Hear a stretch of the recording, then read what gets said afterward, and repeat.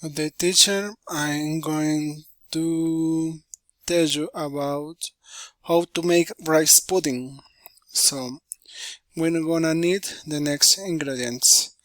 2 cups of rice, 1 liter of milk, 5 cups of water, 4 spoons of sugar, cloves to taste, cinnamon to taste, ground cinnamon, grated cheese to taste, milk cream, and condensed milk.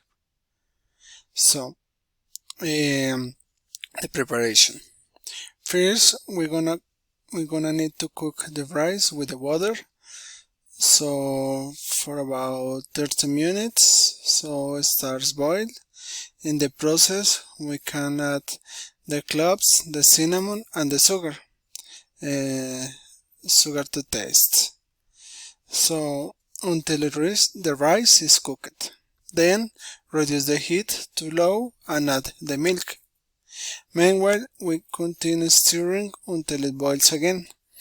After that, add the milk cream and the condensed milk.